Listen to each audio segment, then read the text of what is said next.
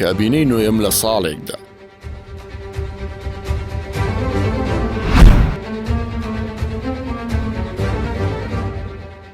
لە 30 ئەیلولی 2010دا هەڵبژاردنی خولی پێنجەمی پەرلەمانی کوردستان بەڕێوەچوو. لە هەڵبژاردنەکەدا ساختەکاریەکی بەرفراوان ئەنجام درا. نوێنەرانی کۆمەڵ و یەکگرتوو گۆڕان لە کۆمیسیۆنی هەڵبژاردن ئەنجامەکەیان پەسەند نەکرد. دوای 9 مانگ لە وادەی ئەنجامدانی هەڵبژاردنەکە کابینەی نوێم لەسەر بنەمای تەزویر پێگات و پارتی ویکێتی و گۆڕان لەسەر پێگەێنانی کابینەکە ڕێک کەوتن.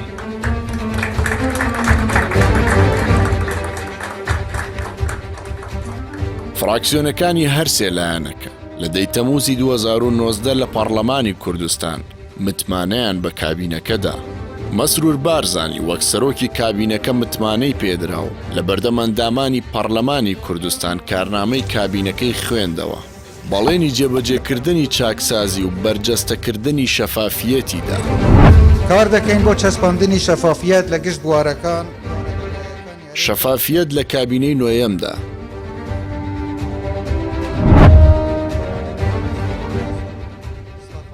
کابینەی نوێم لە کارنامەکەیدا بانگەشەی شەفافیەتی لەگشت بوارە داراییەکاندا بە تایبەتی دۆسیەی نەوت دەکرد.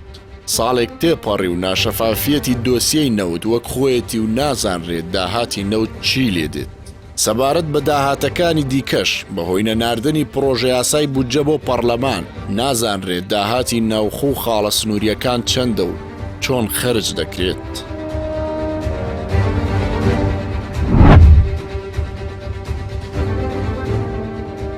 گەندەڵی لە کابینەی نوێیەمدا. بە هەموو توانامانەوە ڕوبەڕووی هەموو جۆرە گەندەڵیەکی دارایی و کارگێری دەبینەوە. کابینەی نوێیەم بەڵێنی دابوو بە هەموو توانایەکەوە ڕوبەڕووی هەموو جۆرە گەندەڵیەکی دارایی و کارگێڕی ببێتەوە. لە کابینەی نوێیەم هاوشێوەی کابینەکانی پێشوو گەندەڵی خاڵە سنووریەکان بەردەوامە و بە پێی لێدوانی پەرلەمانتاران قەبارەی گەندەڵی مانگانە لە خاڵە سنووریەکان 100 ملیۆن دۆلارە و کاری مافیاگەڕایی ئەنجام دەدرێت. هەروەها گەندەڵیەکانی دۆسیەی نەوت بەردەوام و مانگانە حکومەت لە داهاتی نەوت کەمتر لە 40 بۆ دەمێنێتەوە. زیاتر لە 60 بۆ تێچووی نەوت و قەرز و کرێی کۆمپانیا حیزبیەکان دەڕوات. بە پێی وتەی بەشێک لە پەرلەمانتاران گەندەڵیەکی دیکە لە سەردەمی کابینەی نوێیەمدا بەردەوامی دابەشکردنی زەویە لە شار و شارۆچکەکانی هەرێم لەلایەن حیزبەوە.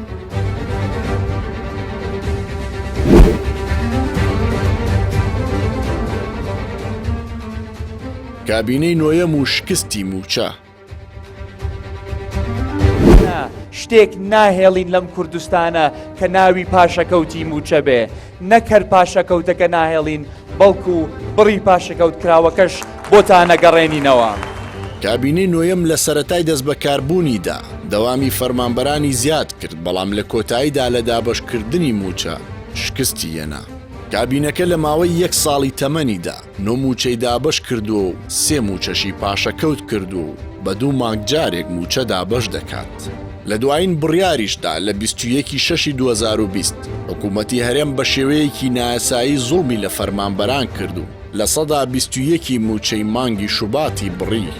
وا بڕیاریشە لە مانگی 7ەوە یاسای چاکسازی بچێتە بواری جێبەجێکردنەوە و بە پێی یاساکەش دەرماڵەکان ڕێک دەخرێنەوە و موچەی موچەخۆرانی ڕاستەقینە کەم دەکات. لە مادەی 5 یاسای چاکسازیدا هاتووە پێویستە لەسەر ئەنجومەنی وەزیران گشت دەرماڵەکان لەژێر ڕۆشنایی یاسا بەرکارەکان بە شێوەی دادپەروەرانە ڕێک بخاتەوە. هەروەها کابینەکە لە ماوەی ساڵێکدا هیچ بڕیارێکی بۆ گێڕاندنەوەی موچەی منداڵانی بێسەرپەرشت و ئافرەتانی بێهاوسەر نەدا کە ماوەی 6 ساڵە موچەکانیان بڕاوە. لە بڕگەیەکی دیکەی کارنامەی حکوومەتدا باز لە باشکردنی ژیانی خاوەن پێداویستیە تایبەتەکان دەکات.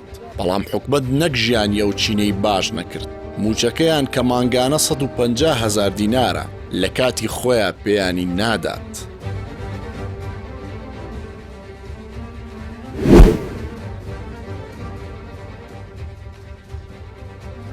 کابینەی نوێیەم و داتاشینی پۆستی زیاتر.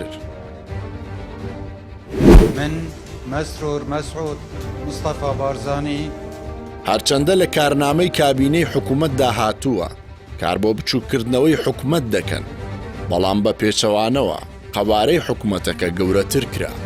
لە سەرەتای کابینەکەدا بە بڕیاری سەرۆکی حکوومەت چەندین پۆست داتاشراون و زیاد کراون. لەوانە زیادکردنی وەزیرێکی هەرێم بۆ کاروباری تورکمانەکان و وەزیرێکی هەرێم بۆ کاروباری بەغدا و دانانی ئاشتی هەورامی وەک یاریدەدەری سەرۆکی حکوومەت بۆ کاروباری وزە.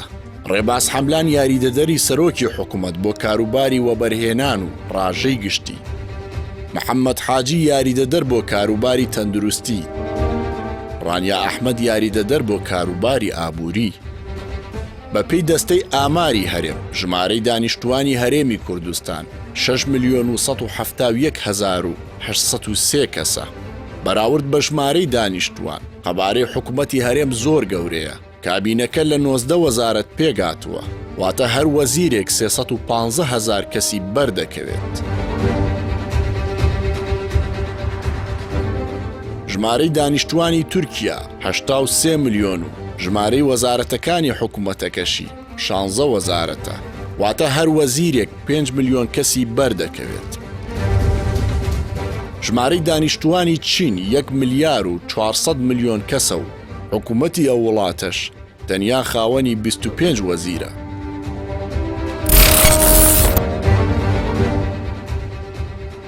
هەلیکار و کابینەی نوێم.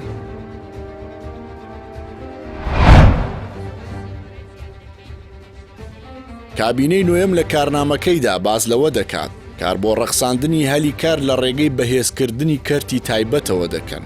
ماوەی 7 ساڵە دەرگای دامەزراندن بە شێوەیەکی یاسایی ڕاگیرا و نزیکەی 200,000 دەرچووی زانکۆ و پەیمانگاکان لە دامەزراندن بێبەش کراون و تەنانەت یەکەمەکانی زانکۆ و پەیمانگاکانیش دانەمەزراون. کابینەی نوێم لە ماوەی 1 ساڵدا نەیتوانی هەلیکار بۆ بێکاران بڕەخسێنێت و هیچ بەدیلێکیشی بۆ دانەمەزراندن پێ نییە. لە سەردەمی کۆرۆناشدا ڕێژەی بێکاری لە هەرێم بەرز بووەتەوە و لە بەرامبەریشدا حکوومەت پلانی استراتیژی بۆ کەمکردنەوەی بێکاری نییە. هەروەها زۆرینەی کاسبکار و کرێکارانیش لە بازاڕەکاندا بێکار بوون.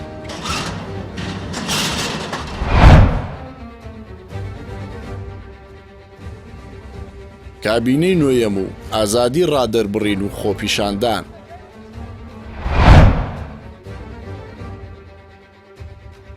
لە کارنامەی کابینەی نوێیەمدا هاتووە پێداگری لەسەر چەسپاندن و بەهێزکردنی بنەما دیموکراسیەکان و ئازادی و یەکسانی و دەستخستنی زانیاری بە پێی یاسا بۆ هاوڵاتیانی هەرێم دەکەنەوە. لە سەردەمی کابینەی نوێیەمدا ژمارەیەک ڕۆژنامەنووس لەسەر نووسین و پۆستی فەیسبوک سکاڵایان لەسەر تۆمار کرا و دەستگیر کران. لە مانگی 5 2020 لە شاری دووهۆ چین و توێژە جیاوازەکان دژی دواکەوتنی موچە خۆپشاندانیان ئەنجامدا. بەشێک لە خۆپشاندەران لەلایەن هێزە ئەمنیەکان دەستگیر کران و پارێزگاری پێشووی دووهۆکیش خۆپشاندانەکانی بەکاری تێکدەری ناوبرد. لە شاری سلێمانیش لە مانگی 6 خۆپیشاندانی کاسبکاران دژی قەدەغەی هاتوو چۆ بەڕێوەچوو لەلایەن هێزە ئەمنیەکانەوە تەقە بە سەریاندا کرد.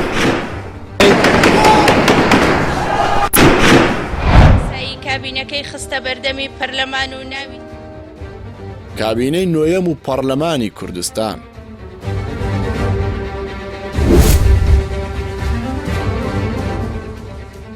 لە کارنامەی کابینەکەدا هاتووە پشتیوانی کاری چاودێری پەرلەمانی دەکەن و پابەند دەبن بە هەموو ڕێکارەکانی چاودێری لە پەرلەمانی کوردستان.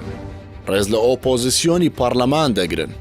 مەسرور بارزانی سەرۆکی حکوومەت پێچەوانەی کارنامەکە مامەڵەی لەگەڵ پەرلەمانی کوردستاندا کرد و ماوەی ساڵێکە نەهاتوەتە پەرلەمان.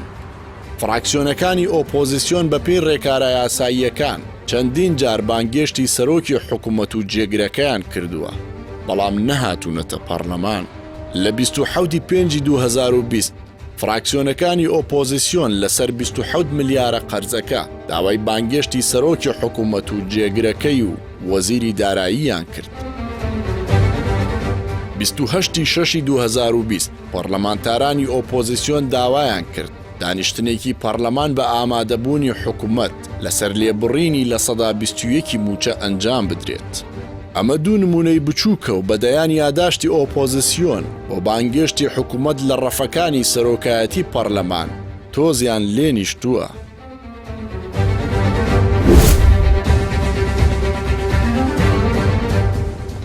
بەرهەمی ناوخۆ و کابینەی نوێیەم. کشتتوکاڵ بوارێکی سەرەکی گرنگیدانمان دەبێت وە کار دەکەین بۆ پێشخستن. کابینەی نوێیەم لە کارنامەکەیدا باز لەوە دەکات کشتتوکاڵ بوارێکی سەرەکی گرنگی پێدانیان دەبێت و کار بۆ ڕەخساندنی بازاڕی گونجاو لە ناو و دەرەوە بۆ بەرهەمەکانیان دەکەن. لە ئێستاشدا گەورەترین کێشەی جوتیاران ساغ نەبوونەوەی بەرهەمەکانیانە و حکوومەتیش بەرهەمەکانیان بۆ بە بازاڕ ناکات.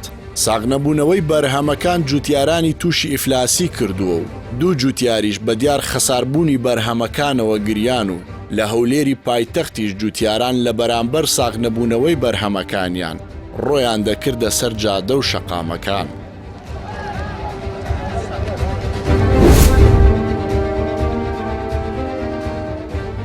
ڕۆتین و کابینەی نوێیەم.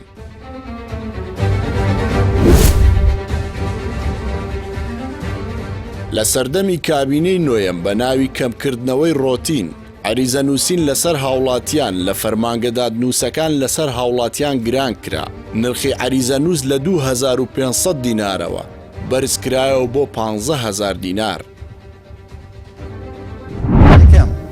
کار دەکەین بۆ چاکسازی لە کەرتی وەزیفەی یاسای چاکسازی لە کابینەی نوێیەمدا. لە کابینەی نوێیەمدا زۆر بانگەشە دەکرا بۆ ئەنجامدانی چاکسازی. دوای ساڵێک هەموو چاکسازیەکان لە یاسای چاکسازیدا کورتکرانەوە. دەست بۆ گەندەڵیەکانی خاڵە سنووریەکان و نەوت و بردنە دەرەوەی پارە گێڕدراوەکانی موڵکی گشتی نەبردووە. کە بریتە لە دەنگدان لە سەر پرۆژە یاسای چاکسازی لە خانەنشینی و موچە و دەرمان. لە یاسای چاکسازیدا چارەسەری کێشەی بندیواری تێدا نییە و زەمانەتی گێڕانەوەی پاشەکەوتی موچەش ناکات. هەروەها لە یاساکەدا سزای بۆ ئەو بەرپرسانە تێدا نییە کە بە واژۆکانیان بە هەزاران خەڵکیان بە نایاسایی خانەنشین کردووە.